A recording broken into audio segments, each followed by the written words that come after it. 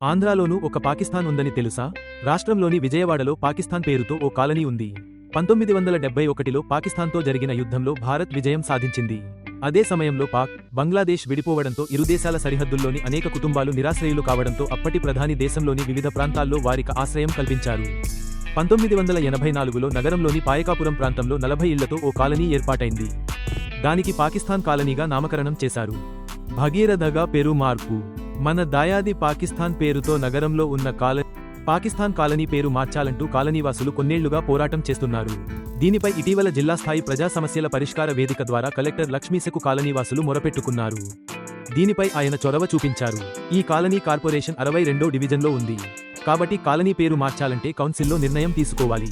కానీ జిల్లా యంత్రాంగం తరఫున మున్సిపల్ కార్పొరేషన్ చట్టంలోని సెక్షన్ 418 ప్రకారం పాకిస్తాన్ కాలనీ పేరు మార్చాలని ప్రతిపాదించారు. ఈ ప్రతిపాదనను కమిషనర్ ధ్యానచంద్ర ప్రత్యేకంగా తీసుకుని కాలనీ పేరు మార్పునకు కౌన్సిల్ అనుమతి తీసుకున్నారు.